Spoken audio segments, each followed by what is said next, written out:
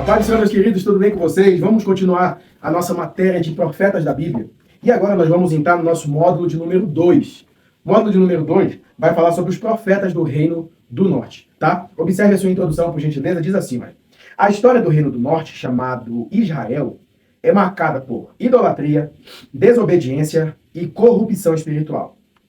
Após a morte de Salomão, o reino se dividiu e Jeroboão liderou o norte, estabelecendo um culto falso. Mesmo assim, Deus, em sua misericórdia, levantou profetas poderosos para advertir o povo e chamá-lo ao arrependimento.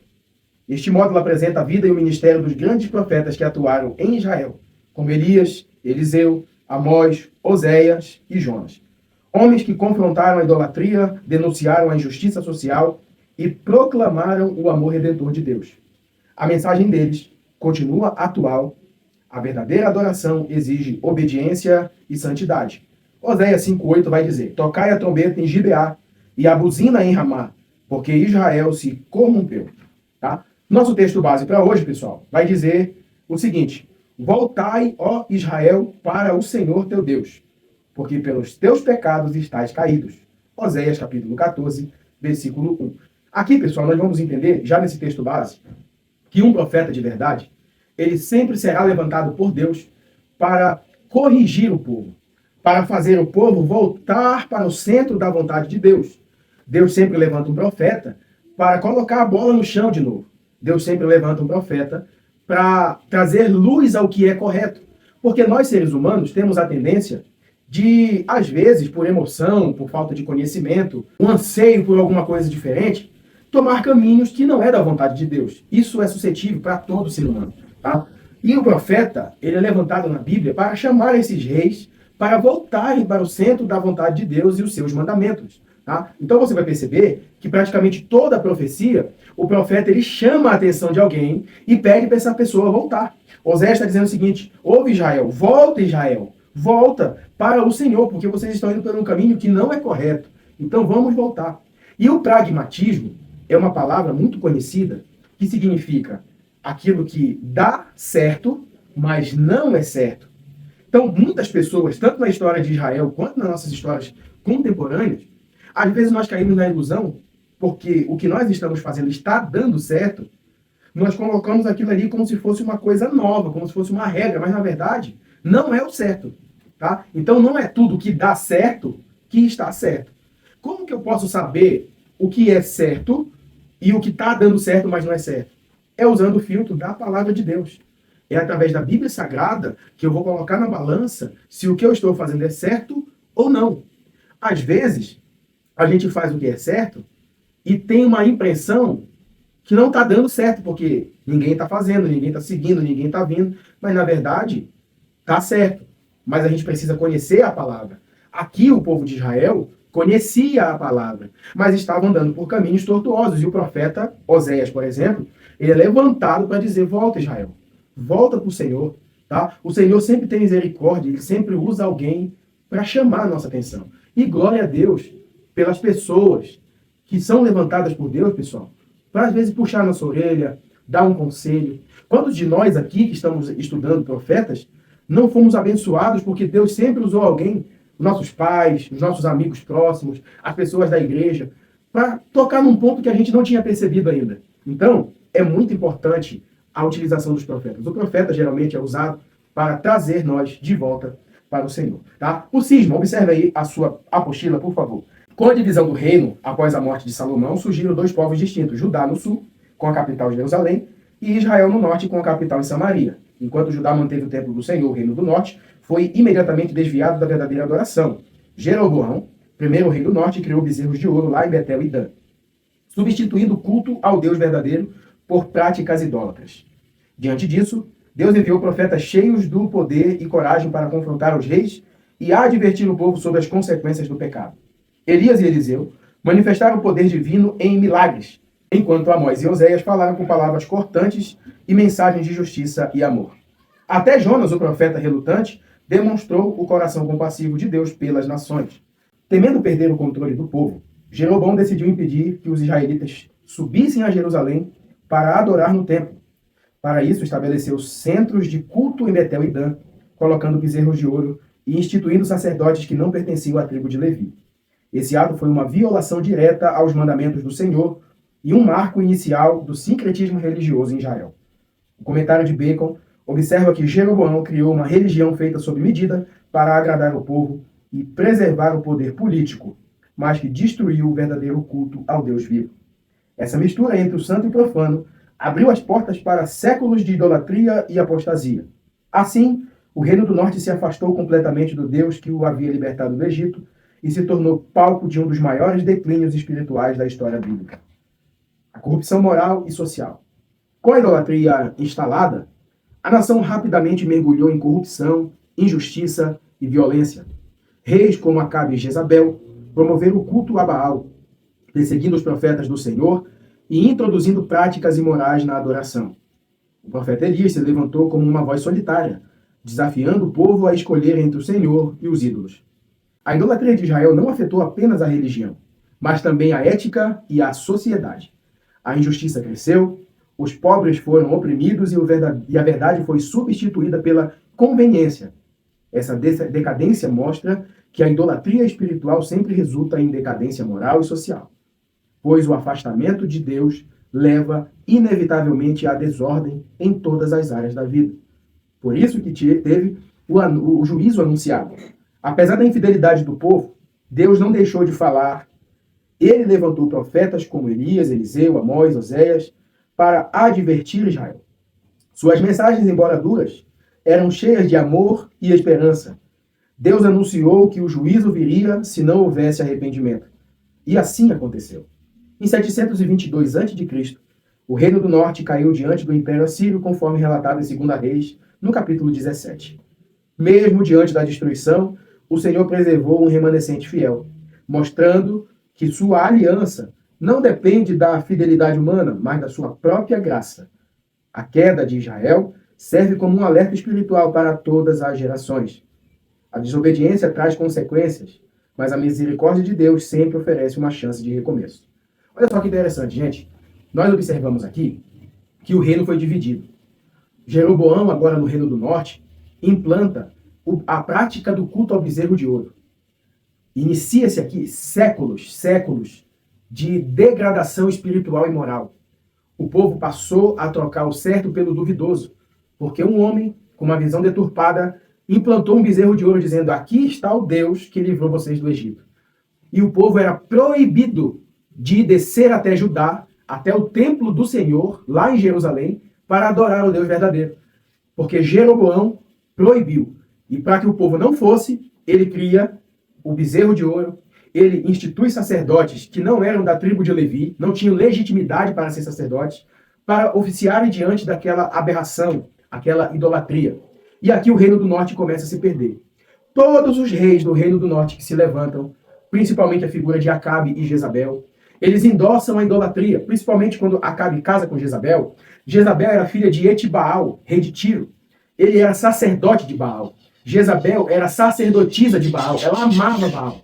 Ela cultuava Baal. Ela acreditava nisso. O que ela fez? Ela perseguiu os profetas, mandou matar os profetas. Tá? Ela comprou os outros profetas que se vendiam, porque em 1 Reis, capítulo 18, verso 19, Elias fala assim: manda-se reunir a mim todo Israel, os 450 profetas de Baal, os 400 profetas do porte ídolo, os que comem na mesa de Jezabel. Então a Jezabel comprou esses camaradas aí, que profetizavam a favor dela. Tá? Então, esses profetas vendidos estavam lá, os que eram verdadeiros eram calados e mortos, não podiam falar o que eles precisavam falar, o que Deus mandava falar. Eles foram proibidos, foram mortos, foram calados. E aqui a gente tem uma degradação espiritual muito grande. Tá? O povo se perde. E aí, as 10 tribos do norte perdem a identidade. O reino de Judá continua, tá? Mas o juízo foi anunciado. Sempre Deus usando os profetas com graça, com misericórdia, tá? Mas o reino do norte entrou por esse caminho. Observe o foco na aula, por gentileza. O reino do norte nasceu da rebelião e permaneceu em idolatria. Contudo, nunca ficou em silêncio. Ele enviou profetas para denunciar o pecado, revelar sua justiça e anunciar o caminho da restauração. Agora, o profeta Elias e Eliseu, ele eram profetas de poder e milagres. O Elias, por exemplo, foi profeta do fogo. Ele surgiu no momento que Israel vivia mergulhado em apostasia. O rei Acabe, influenciado por Jezabel, introduziu o culto a Baal, o falso deus da chuva e da fertilidade. Diante desse cenário, Elias se levantou como porta-voz do Senhor, declarando que não haveria orvalho nem chuva, senão segundo a sua palavra. No Monte Carmelo, ele confrontou os profetas de Baal e orou para que o fogo do céu consumisse o sacrifício, demonstrando que só o Senhor é Deus. Spurgeon afirmou, abre aspas, Elias foi o homem que trouxe o céu para dentro da terra, orava e o fogo descia. Sua vida simbolizava a fé que desafia o mundo e a coragem de permanecer firme mesmo quando todos se dobram diante da idolatria. A mensagem espiritual de Elias era a seguinte, o ministério de Elias vai além dos milagres. Ele apresenta o chamado de Deus para restaurar o altar quebrado, símbolo da comunhão perdida entre Deus e o seu povo. Sua mensagem é um apelo à decisão. Se o Senhor é Deus, seguiu. Se Baal é Deus, seguiu. Elias também ensina que a oração fervorosa é o segredo da vitória espiritual. Ele orava com intensidade, dependência e fé. Tiago, lá no capítulo 5, verso 17 e 18, diz o seguinte, assim a sua vida revela que o verdadeiro profeta não busca reconhecimento, mas que o nome do Senhor seja exaltado entre os homens. Já o profeta Eliseu, ele foi o sucessor. Eliseu, sucessor de Elias, recebeu o seu manto em uma porção dobrada do seu espírito. Enquanto Elias foi o profeta do confronto, Eliseu foi o profeta da compaixão. Seu ministério foi marcado por atos de misericórdia, como a multiplicação de azeite de uma viúva, a ressurreição de um filho de uma sunamita e a cura de Naamã, o general sírio. Eliseu mostra o equilíbrio entre o juízo e a graça, revelando que o mesmo Deus que castiga o pecado também se compadece dos aflitos. Sua vida prova que a verdadeira unção não está apenas no poder sobrenatural, mas na disposição de servir e amar com humildade. Então, queridos, só para a gente ter uma nota, quando Jezabel e Acabe reinavam, o Elias se levanta para confrontá-los. E Elias é vitorioso em todos os aspectos. Só que quando Elias está para ser tomado ao céu, ele fala assim para o Eliseu, me pede o que você quer. O Eliseu diz assim, eu quero porção dobrada do teu espírito. Então as pessoas hoje, elas pedem porção dobrada do espírito de Deus. Não tem como, gente. A gente não aguenta. O que Eliseu pede é do espírito de Elias, daquela missão profética de Elias. E só por curiosidade, o Elias, ele opera 8 milagres. 8 milagres, ou maravilhas, tá? E Eliseu pede a porção dobrada. 2 vezes 8, 16. Mas o Eliseu, em vida, ele realiza 15 milagres. Mas, como ele pediu dobrado, a Bíblia mostra que os jovens estavam jogando um corpo dentro de uma cova, e essa cova estava aberta. E lá estavam os restos mortais de Eliseu, os ossos de Eliseu.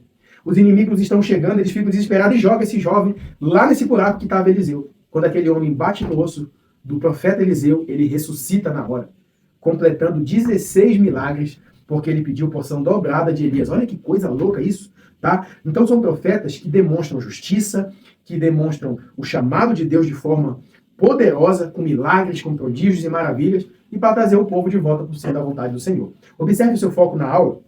Elias e Eliseu provaram que o poder de Deus não conhece limites. Um confronto ao pecado, o outro restaurou o que estava perdido. Juntos, eles mostram que o profeta de Deus é chamado a agir com coragem, compaixão e fé inabalável, relevando que o Senhor é o único Deus verdadeiro.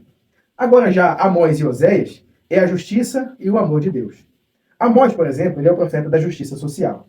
Amós era um homem simples, pastor e cultivador de sicômoros lá em Tecoa, mas ele foi chamado por Deus para denunciar a injustiça em Israel. Ele condenou os ricos que exploravam os pobres e denunciou a religião hipócrita que se sustentava em rituais sem arrependimento. Sua mensagem foi clara. Deus exige justiça e não aparência. Ele resume seu clamor. Corra, porém o juízo como águas e a justiça como um ribeiro perene. O teólogo afirma o seguinte, Amós pregou contra o luxo sem compaixão e a religião sem arrependimento. Sua profecia continua atual, lembrando que fé sem justiça é hipocrisia. E a mensagem central do Amós, ela destaca que o verdadeiro culto a Deus está relacionado ao amor ao próximo e à retidão moral. O povo israelita prosperava economicamente, mas havia perdido o senso de piedade. Deus, portanto, rejeitou as suas ofertas e sacrifícios porque o coração do povo estava distante. A mensagem de Amós é atemporal. Deus não aceita adoração desassociada da prática da justiça. Ele nos chama a viver a fé de maneira ética e compassiva, refletindo seu caráter em nossas ações diárias. Já o profeta Oséias ele vai falar do amor redentor. Enquanto Amós enfatiza a justiça, Oséias revelou o amor de Deus. Por ordem divina, ele se casou com Gomer, uma mulher infiel, que simbolizava a traição espiritual de Israel. Mesmo traído, Oséias continuou amando-a, refletindo o amor paciente e persistente de Deus por seu povo. Esse ato profético mostra que Deus não desiste de seus, mesmo quando eles o abandonaram. O livro de Oséias é uma das maiores expressões do amor redentor de Deus, que disciplina, corrige e perdoa para restaurar a comunhão.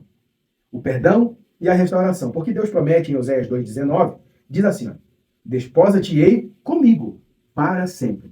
Essa linguagem matrimonial expressa o desejo divino de uma aliança eterna e restaurada. O comentário de Bacon, por exemplo, diz o seguinte: o amor de Deus persiste mesmo quando seu povo falha, pois ele é fiel à sua aliança. Oséias mostra que a restauração espiritual só é possível pelo arrependimento e pela graça. Mesmo quando o pecado rompe o relacionamento com Deus, o perdão está disponível àqueles que se voltam sinceramente ao Senhor. Então, pessoal, olha que interessante. O profeta Oséias e o profeta Amós, eles têm um contraste, eles têm uma diferença. Enquanto Amós, ele quer pregar contra a injustiça social e a hipocrisia, por quê?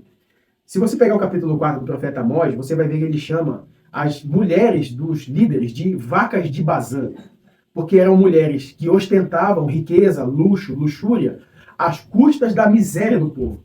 O povo estava sofrendo, o povo não tinha o mínimo básico e os governantes estavam desfrutando de toda a prosperidade. E ele chama elas de vacas de Bazã, porque na região de Bazã tinham vacas gordas. Na sua Bíblia, por exemplo, pode estar Amós capítulo 4, versículo 1, chamando de vacas gordas. Tá?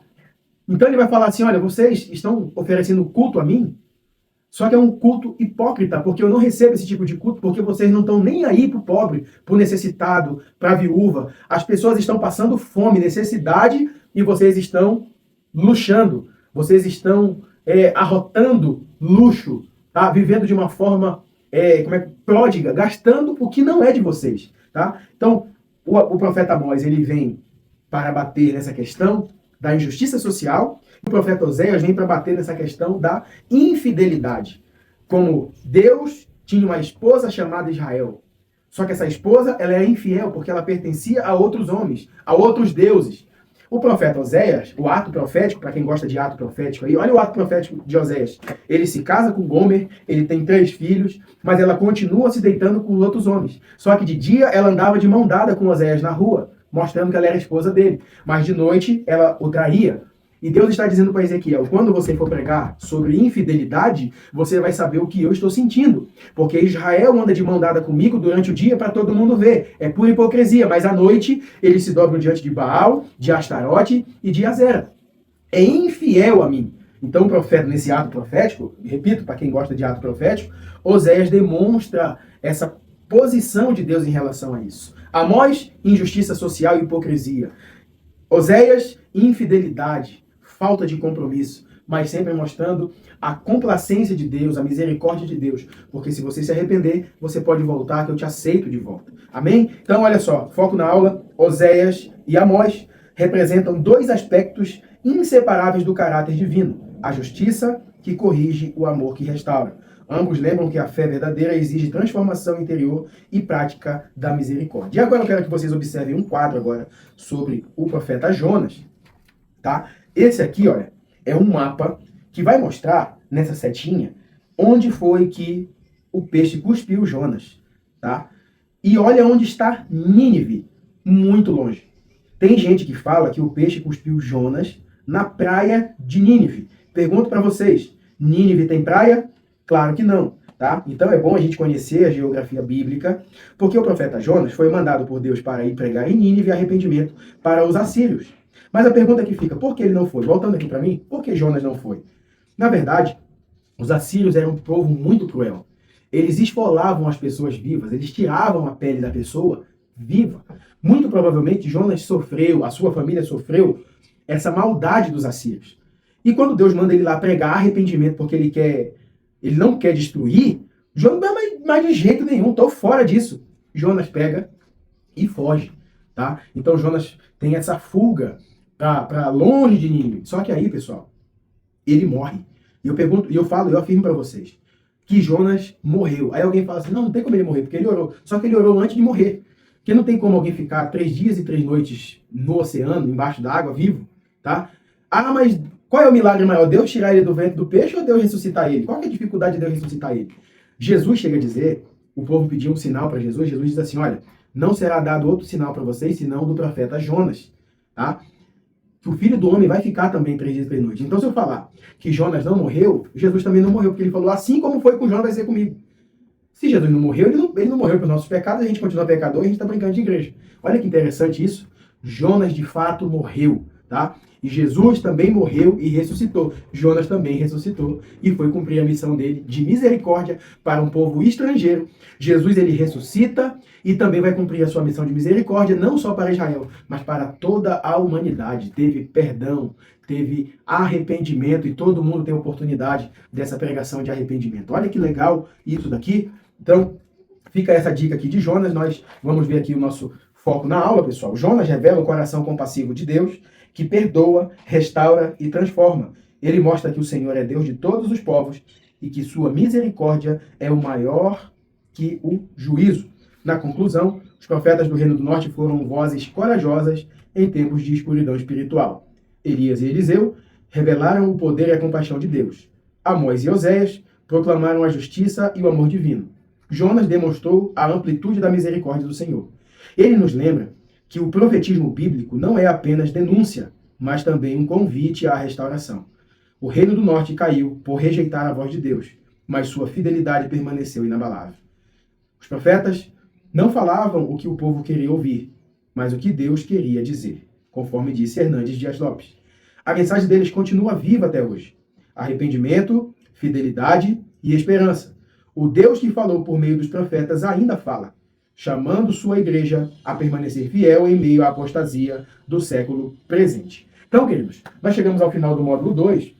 Eu agradeço você por chegar até aqui. Nós falamos um pouco sobre os profetas levantados no Reino do Norte, lugar de idolatria e escassez espiritual. Mas Deus levanta os profetas para corrigir, mas também para demonstrar o seu amor, chamando o seu povo de volta para ele. Tá bom? A teologia aqui é simplificada, mas o conteúdo é profundo. Eu espero você no módulo 3. Que Deus te abençoe em nome de Jesus. Até lá.